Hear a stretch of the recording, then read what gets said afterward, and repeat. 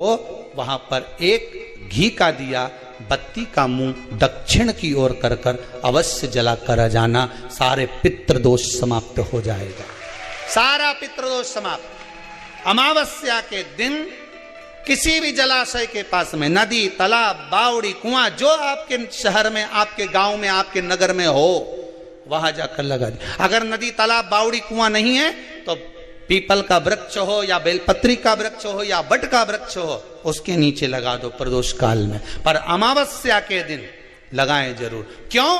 क्योंकि अमावस्या के दिन पितृ शाम के समय प्रदोष काल में शंकर भगवान का नाम जाप कर कर नदी, तालाब, बावड़ी पर पानी पीने जाते हैं। वहां से जल का आचमन कर कर पितृ अपने लोक को चले जाते हैं प्रदोष काल के समय पर। इसलिए प्रदोष काल में जलाशय के पास में, बावड़ी, कुआं, नदी, तालाब के किनारे पर दिया लगाया जाता है दक्षिण की ओर मुख कर कर बत्ती का, तो पितृ आशीर्वाद देते हुए जाते हैं कि फलो फूलो, आगे बढ़ो, उन्नति करो, तरक्की करो। ये पितरों का आशीर्वाद रहता है, पितरों का वर रहता है। आप देंगे उसको मिलेगा। पितृदोष है, ये आपको कैसे मालूम पड़ेगा?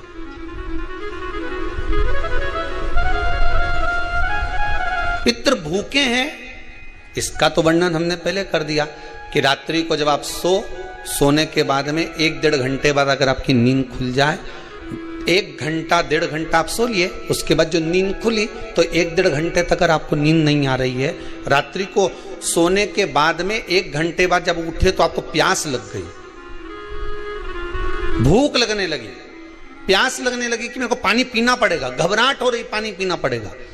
1-1.5 घंटे सोने के बाद अचानक नींद खुले और आपको प्यास लगे, समझ लेना आपके पितृ भूखे हैं और प्यासे हैं, भूखे और प्यासे हैं, उनको जल की जरूरत है। किसी भी नदी में, सरोवर में, कुंड में, बावड़ी में, तालाब में, आप तीर्थ में जाकर जब स्नान करते हैं तो स्नान करने के बाद एक काम का नियम बना लो कि अपने हाथ की अंजलि में जल लेकर अपने पूर्वजों को देना है। प्यासे रहते हैं, भाग मांगते हैं, प्राप्त करना। 3 वृक्ष पितरों के तुल्य हैं। पहला पीपल, दूसरा बट वृक्ष, तीसरा बेलपत्र का वृक्ष। ये पितरों के तुल्य हैं। अगर आपको रात्रि में नींद नहीं आ रही है, ऐसा लगता है कि रात्रि को 1 घंटा 1.5 घंटा सोने के बाद कुछ गलत गलत विचार आने लगते हैं, नींद सुबह 3 बजे तक, 4 बजे तक नहीं आती, 4 बजे के बाद फिर नींद आती है, तो एक प्रैक्टिकल जरूर कर कर देखना। एक प्रैक्टिकल करने में क्या जाता है, प्रयास करने में क्या कुछ जाता है क्या? प्रैक्टिकल कर कर देखना कि कहीं सीओर वाला महाराज झूठ तो नहीं बोल रहा है, तो प्रैक्टिकल करने में कुछ नहीं जाए। 1 लोटा पानी लो, उसमें थोड़ा सा कच्चा दूध डाल लीजिए, पत्री का पेड़ या पीपल का पेड़ या बट का पेड़, इन पेड़ के नीचे ले जाकर उस दूध को दोपहर में सुबह 10 बजे से लेकर 12 बजे के बीच में ले जाकर चढ़ा दीजिए। रात्रि को फिर ना आपको प्यास लगेगी, ना भूख लगेगी, नींद एक बार लगी तो सुबह ही खुलेगी। प्रैक्टिकल करने में क्या जाता है? पानी डालने में तुम्हारा कुछ जाएगा? अरे बोलो तो सरी, प्रैक्टिकल करने में क्या जाता है? कुछ भी नहीं बिगड़ेगा, ये तो बस जल डालोगे तुम्हारा ही कुछ अच्छा हो सकता है, बाबा की कृपा। 3 वृक्ष पितरों के तुल्य हैं।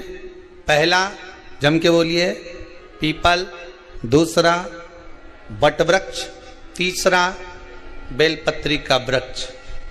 3 पीपल के वृक्ष में 52,000 ब्राह्मण एक साथ निवास करते हैं, इसलिए पितृतुल्य है। बट वृक्ष ब्रह्मा जी के मस्तक से बना, इसलिए पितृतुल्य है। और बेलपत्री का वृक्ष माता पार्वती जी के अश्रु से बना। जब आंसू गिरे थे माता जगत जननी जगदम्बा पार्वती के, उस समय पर पितृलोक में हलचल उत्पन्न हो गई थी। हमारी नातिन की आंख में आंसू कैसे आ गए? मैनावती की पुत्री है,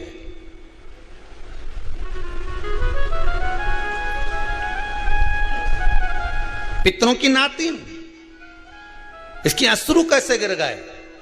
पार्वती जी ने कहा ये आंसू नहीं, मेरा पुण्य भाग प्रकट करती हूं बेलपत्री के रूप में। तो पितरों ने वर दिया था कि ये बेलपत्री का वृक्ष हमारा आशीर्वाद है, इसके नीचे अगर कोई दीप लगाता है, शिव को स्पर्श कर चढ़ाता है, उसके पितरों की शांति होगी। हम स्वयं उसको आशीर्वाद देने के लिए पधारेंगे। बेलपत्र का वृक्ष पितृ तुल्य। तो रात्रि को अगर भूख लग रही है, प्यास लग रही है, तो पितृदोष। दूसरा पितृदोष का लक्षण बताया, घर में कोई शुभ कार्य ना हो, वंश की वृद्धि ना हो, 1 रुपये कमाओ, 1.25 रुपये खर्च हो रहे हैं, पैसा 10 जगह से कमाई आ रही है पर घर में टिक नहीं पा रही है, आया गया, पितृदोष। जरा सी कटोरी पड़ी है उसके पीछे विवाद चालू हो जाए, पानी ढुल गया उसके पीछे विवाद हो जाए, या छोटी छोटी बात में घर में क्लेश मचा हुआ है, पितृदोष है। समझ लो हमारे पूर्वज हमसे खुश नहीं, प्रसन्न नहीं। सारी दुनिया के लोग तुमसे कह रहे हैं तेरे घर में पितृदोष है, 1 रुपये कमाते हो, 1.25 रुपये खर्च होता है, मानसिक टेंशन बना रहता है। घर में एक व्यक्ति बीमार है, ठीक हुआ, दूसरा बीमार पड़ गया, दूसरा ठीक हुआ, तीसरा बीमार पड़ गया, तीसरा ठीक हुआ, चौथा बीमार पड़ गया।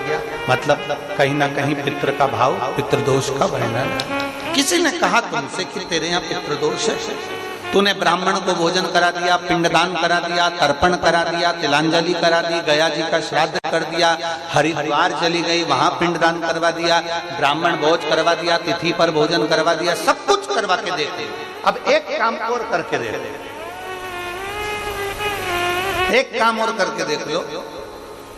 जब तुम घर में भगवान शंकर की आरती, तुम्हारे घर में शंकर जी का शिवलिंग है, भले काय का भी हो, छोटा सा, भले सियोर का कंकर शंकर हो, नर्मदा का कंकर हो, चाहे शंकर पारद के हो, पीतल के हो, स्टील के हो, लकड़ी के हो, जिसके भी हो, लोहे के हो, पाषाण के हो, जिसके भी हो, शंकर का शिवलिंग अगर हमारे घर में है और आप रोज प्रतिदिन भगवान की आरती करते हो, प्रतिदिन, और आपको लग रहा है कि मेरे यहाँ तकलीफ चल रही है, ये ठीक ही नहीं हो रही, लगभग 1.5 महीना, आप कम से कम 45 दिन, 1.5 महीने के करीब में ऐसा प्रयास करना कि भगवान की आरती, शंकर भगवान के शिवलिंग की आरती करने के बाद उस दिए को भगवान के सामने मत रखो, उस दिए को उठाकर जहां तुम पानी का मटका रखते हो, हंडा रखते हो, जिससे तुम पानी पीते हो, तुम्हारे रसोई घर में जो पानी का मटका, हंडा, बाल्टी, आरओ का पानी जिस मटके में गिरता है, हंडे में गिरता है, जिसको हमारे यहाँ पितरों का स्थान कहते हैं,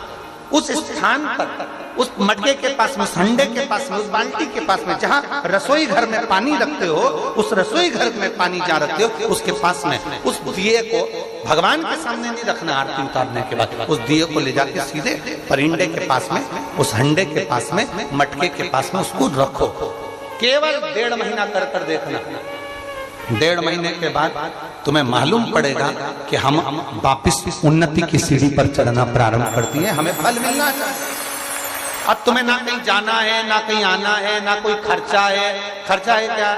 ईमानदारी से बोलो, कोई तुम्हारा लाखों का रुपया लग गया क्या? रोज आरती करते हो रोज आरती। बस आरती का नियम बना लो कि हमको पितृदोष किसी ने बोला है, हमारे घर में अशांति है, पितृदोष है, कोई कह रहा है कि तुम्हारे घर में पितृदोष है, हमने सब कुछ करके देख लिया। अब हमें ये करना है कि महादेव की आरती जब होती है तो उसकी ज्योत का दर्शन करने पर 1000 कपिला गाय के दान का पुण्य मिलता है। तो ये पुण्य हम हमारे पितरों को देते हैं, जिससे उनकी मुक्ति हो जाए और हमें आशीर्वाद प्राप्त। उस दिए को नीचे नहीं रखना, आरती उतारने के बाद आरती पूरी हो जाए तब उस दिए को ले जाकर, जब आप ले जाकर उसको रखें तब उस स्थान पर रखें जहां पितरों का स्थान। अमावस्या के दिन सारे पितृदोष समाप्त हो जाएगा, सारा पितृदोष समाप्त। जिनके यहाँ पितृदोष होता है, काल सर्प दोष होता है, वास्तु दोष होता है, उनको ज्यादा कुछ नहीं करना होना। महाराज एक बेल का फल लीजिए। क्या लेना है? बेल का फल, बेलपत्री का जो फल होता है उसको ले लो, उसके अंदर का जो गुर्दा होता है, अंदर का जो भाग होता है उसको निकाल लीजिए, और उस बेल के फल में आटा सेक कर उसमें शक्कर मिलाकर उसको उसके अंदर भर लीजिए।